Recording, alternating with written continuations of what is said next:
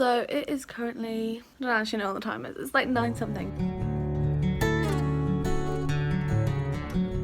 I'm going home this weekend and I thought I would bring you on a little sort of my journey getting back home. And basically there is a little surprise happening. Well, it's not a surprise for me, but it's gonna be a surprise for you when I get home. I'm not a morning person at all. But yes, today I'm going home. I still need to pack. I still need to get to New Street Station.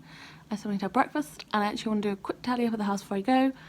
But then I'm heading home for the weekend, so I thought I'd bring you along on my journey. So I'm only taking this bag because I'm only going for 36 hours, but I've currently got PJs, underwear, laptop.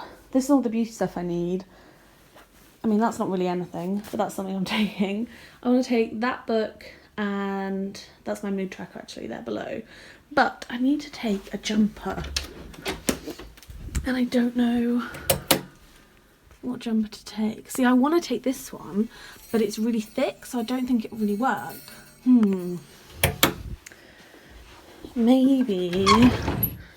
See, again, I love this one, but it's quite thick and it'll take up a lot of space, and I don't have a lot of space. So maybe I take a t-shirt. Yeah. So I think I'm going to take this t-shirt instead, because I'm going to have a coat with me. And that will probably keep me fairly warm. So I think that'll work. This is genuinely the stuff you have to think about when you're like packing in a limited capacity. It's like, that's a thick jumper, so I'm not gonna take that. So yeah, I think this is my best bet. All packed. Didn't actually take that much in the end. I actually swapped out the t-shirt I just showed you for a long sleeve t-shirt. And then obviously just purse, because it's gonna be my handbag as well, so it's got purse and stuff in it. But yes, I think I'm ready to go. I need to do a quick tidy up because I like coming back to a clean place. Just make the bed, that kind of stuff. And then I need to go clean the kitchen. And I'm ready to go.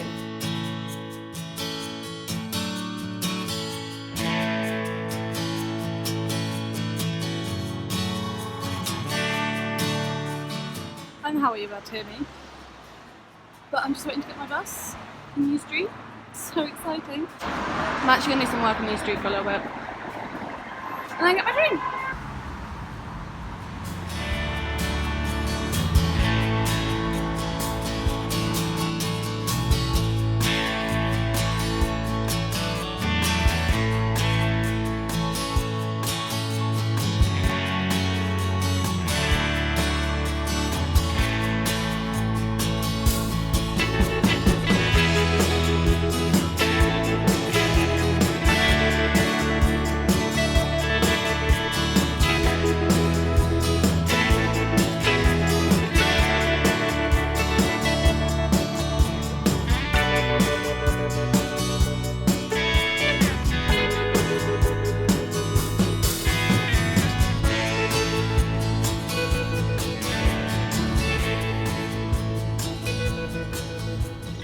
So, I thought it was time to explain why I've come home, because it's very much an impromptu trip, and it's kind of part of the reason I wanted to bring you along. A, to show how easy it is to get from Birmingham to back home as a PhD student. I just get the train, it's super easy. I recorded as much of the journey as I could without feeling really, really awkward.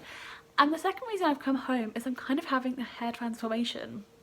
But it's sort of the opposite way around to normally when you hear about that. So at the moment, as you can see, I have this bright pink hair. And I actually haven't had it for that long. I would say maybe a week.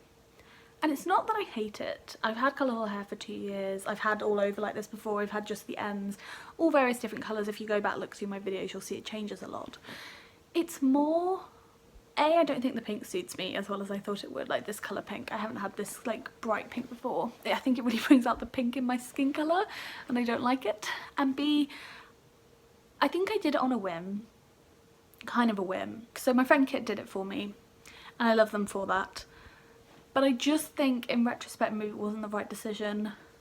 It required re-bleaching my hair, which sort of messed with the condition. I also think I'm kind of over my colourful hair phase. I kind of want to go back to being brown, and this was something I was sort of thinking about for a little while. So basically tomorrow I'm going to the hairdressers and I'm having the opposite of the typical hair transformation. So I'm going to go from this, and my hair's long, to brown.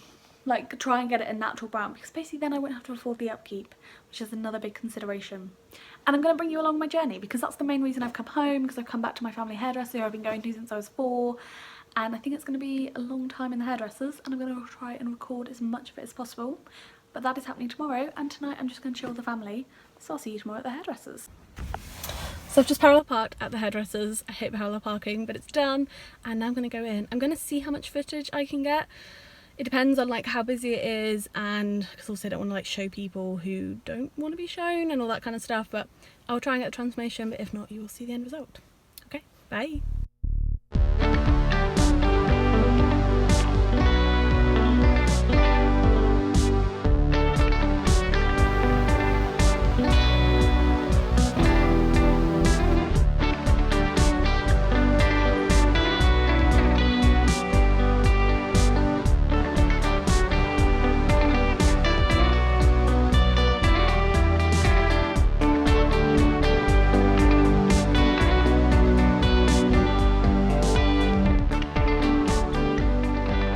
As you can tell, I'm done at the hairdressers, and yes, I'm recording in my car again, so it's a bit hob's jobby, but I actually really like it. It's been so long since I've been brown, I kind of forgot what it was like to be fully brown, because obviously I had the half and half for a long time.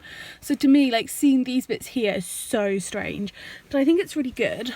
We had to go darker than I was initially anticipating to cover up the pink, and also apparently the condition is not as good as I thought it was, which is a little worrying. But part of the reason I did this was because I knew I had to stop bleaching it, and you can't really do that if you have colourful hair, like that's just part of the process. So very happy with it. I think it's like a really nice rich dark brown, which I've never had before because my natural brown is kind of a bit lighter than this. And yeah, I'm gonna have to go back in 6 weeks, because I don't know how much you want me to go into, but basically when you bleach your hair, it stops the hair from absorbing, it becomes more porous, or it stops being porous, I can't remember which way around, and that basically means that when you put colour on there it fades quicker. So this will fade slightly because there is still obviously bleach underneath this, there is pink underneath this, and I'll have to go back in about 6 weeks to get it sort of topped up, and I'll have to do that a few times before the colour kind of sticks, but that's okay. And I actually really love this like chocolatey brown colour, and I love because of the pink you can kind of start to see like different colours underneath, and that's because obviously the pink wasn't even. So yeah, I really like it, and I hope you've enjoyed this hair transformation video. I'm still like getting used to how dark this is, but it's still weird to look at it. But I thought I would give an update. I don't know, I just feel like now I've had time to kind of absorb it. Does anyone else have that when they come straight out of the hairdressers and they're still sort of reacting or processing what's just happened to their hair, especially when it's a big change? I have to admit, I really like it. I wasn't expecting to. I genuinely was kind of worried with how dark we went. But now, so I normally wear my hair up, that's why it's whacked up. Like I'm pretty much always like in a ponytail, in a bun, or a half ears, which is what I call this. So this is what it will look like most of the time. But I actually really like the colour. Part of the reason I changed my hair, and I'm trying to say this without offending anybody, I had colourful crazy hair for 2 years. I had it pink, green, blue, purple, silver. I had all 3 at once, like 3, 4 different colours at once. Like you name a colour, I probably had my hair that colour at some point. I had it full done, I had it with where it was just the ends, like I had a lot of different hair options. But I'm kind of getting to a stage in my life, and a stage where I want to take my career to the next level. So I do the PhD that you all know about. I also do the student team job, and for that it doesn't really matter that I have crazy hair, they don't mind. But I also do sales for a wine company, and I love that. And I meet people in the city, and I meet people who are quite serious business people who are maybe slightly older and don't understand colourful hair or make preconceptions of you based on colourful hair. That wouldn't stop me from having colourful hair. It didn't stop me from having colourful hair for 2 years, and I went to many business meetings. But something I've struggled with for a long time is taking myself seriously and taking what I do seriously, and kind of standing there and saying, no, what I do is worthwhile, what I do is important. And I think for me, my hair kind of got wrapped into that. Like when I had colourful crazy hair, I loved it, and it made me feel youthful and free, and it was something I'd always wanted to do, but it kind of stopped me taking myself seriously in some ways. Like it stopped me seeing myself as an adult, seeing myself as an academic, seeing myself as someone who could run business meetings and who could meet with clients and you know, who had knowledge that was worthwhile hearing. So for part of me, this change of hair is part of, I suppose, a new me thing that I'm trying, where I'm trying to take myself more seriously. And I know your hair can't do that. Like, it's not like I'm magically gonna get a different hair and I'm suddenly gonna take myself more seriously. I'm probably still gonna make those jokes or still slightly dismiss what I do, but it's all part of me trying to stop doing that. This was kind of just the first step, and I think it was a step I needed to make. And I think that's part of the reason I realised when I had the pink hair, I'd kind of taken a step back, because that was almost more extreme than what I'd had for probably the last year of colourful hair, when it was half and half. And that isn't to say anyone else with colourful hair feels that way. Like, some people rock it and it makes them feel so confident and it makes them have more belief in themselves. But I think in a way for me, it was becoming a shield. It was like, oh, notice the colourful hair, but don't notice what I'm saying. And I need to get to a stage where it's like, no, what I'm saying is important. Notice what I'm saying, not the colour of my hair. Like, I don't want to be remembered as the person with crazy hair. And that would sometimes happen in business meetings. They'd be like, oh yeah, I remember you, you have blue hair. I suppose that's maybe the more honest reason why I changed my hair. And it kind of sucks that we live in a world where that's something I even have to think. And maybe it's something in myself where I don't take people seriously who have colourful hair. But I don't think that's true. I think that is just something I've encountered, especially with older people, you know, people 40 plus. And I'm at a stage in my life where I kind of want to be taken seriously for my ideas. And if that means I have to have brown hair, which I still love and I still think looks amazing, I'm okay with that, because I've had my crazy hair time and that's not the only way I express myself. I don't know, I felt like I needed to give a slightly more real answer to, well, real reasoning behind why I changed my hair. But ultimately I changed it for me and I still like it. I still love my hair. I think it looks amazing. Yeah, but I just wanted to tag that on the end really. So now I'm saying goodbye.